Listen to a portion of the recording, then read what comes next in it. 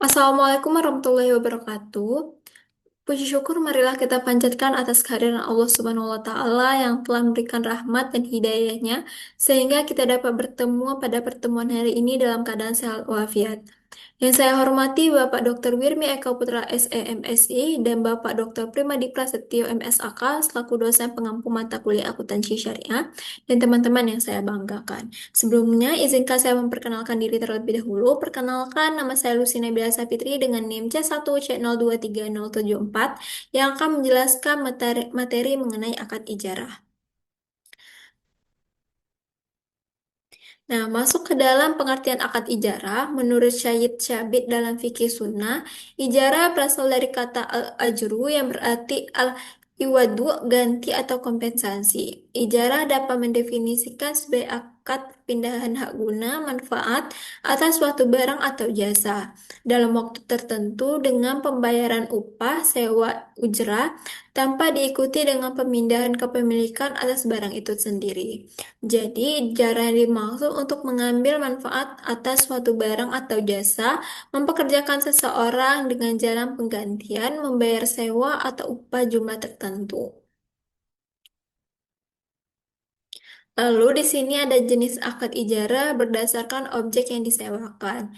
Berdasarkan objek yang disewakan, ijarah dibagi menjadi dua, yaitu yang pertama manfaat atas aset yang tidak bergerak seperti rumah atau aset bergerak seperti mobil, motor, pakaian, dan sebagainya. Dan yang kedua adalah manfaat atas jasa berasal dari hasil karya atau dari pekerjaan seseorang. Lalu di sini ada jenis akad ijarah berdasarkan PSAK 107. Meski yang dikenal secara luas hanya ada dua ijarah, dan ijarahnya ijarah ada dua. Yang pertama itu adalah ijarah dan ijarah Mutahiyah bin Tamli berdasarkan PSAK nomor 107. Ijarah dapat dibagi menjadi empat, yaitu yang pertama ijarah, yang kedua ijarah Mutahiyah bin Tamli IMBT, yang ketiga adalah jual ijarah, yang keempat adalah ijarah lanjut. Lalu di sini adalah jenis akad ijarah berdasarkan sumbernya. Yang pertama itu dari Al-Quran. Itu dan jika kamu ingin anakmu disusunkan oleh orang lain, maka dosa bagimu apabila kamu memberikan pembayaran menurut yang patut. Bertakwalah kepada Allah dan ketahuilah bahwa Allah Maha melihat apa yang kamu kerjakan. Surat Al-Baqarah ayat 233. Lalu yang kedua itu adalah dari sunnah, diriwayatkan dari Ibnu Abbas bahwa Rasulullah SAW bersabda,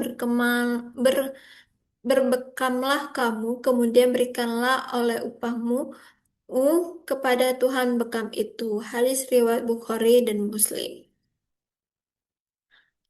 Lalu di sini ada rukun dan ketentuan syariat ijarah.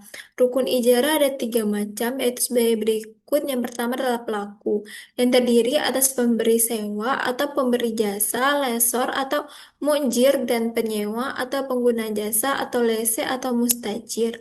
Lalu yang kedua ada objek akad ijarah berupa manfaat aset atau makjur dan pembayaran sewa atau manfaat jasa dan pembayaran upah.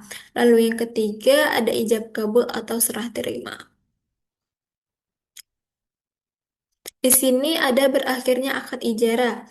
Ada lima. Yang pertama itu adalah periode akad sudah selesai sesuai perjanjian, namun kontrak masih dapat berlaku walaupun dalam perjanjian tersebut sesuai dengan beberapa alasan, misalnya keterlambatan masa panen. Jika menyewa lahan untuk pertanian, maka dimungkinkan berakhirnya akad setelah selesai panen.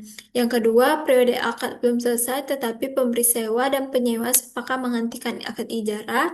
Yang ketiga, terjadinya kerusakan aset. Yang keempat, penyewa tidak dapat membayar sewa. Lalu yang kelima, salah satu pihak meninggal dan ahli waris tidak berkeinginan untuk meneruskan akad karena memberatkannya. Kalau ahli waris merasa tidak masalah, maka akad tetap berlangsung. Kecuali akadnya adalah upah menyusui, maka bila sang bayi atau yang menyusui meninggal, maka akadnya menjadi batal.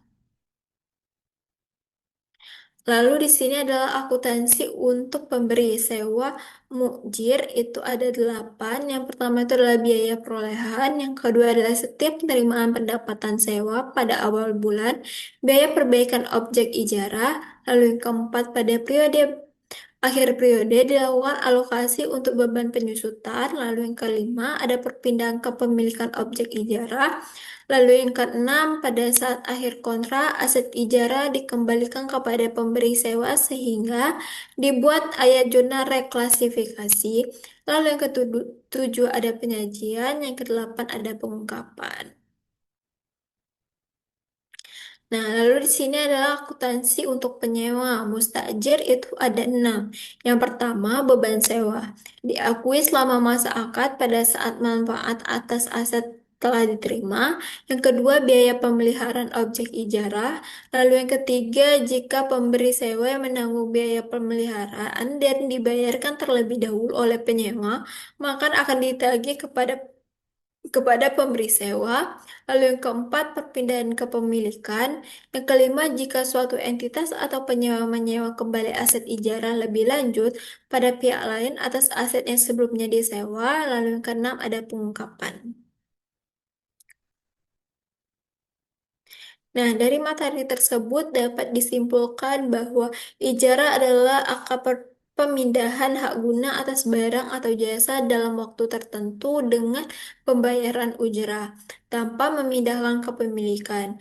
Objek ijarah harus memiliki manfaat yang dapat digunakan, bukan barang habis konsumsi. Pemberi sewa wajib menyediakan dan memelihara aset, sedangkan pembayaran sewa dapat dilakukan sesuai kesepakatan.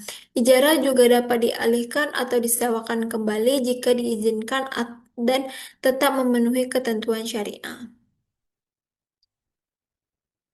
Nah, sekian yang dapat saya sampaikan. Lebih dan kurangnya saya mohon maaf. Saya akhiri dengan wassalamualaikum warahmatullahi wabarakatuh.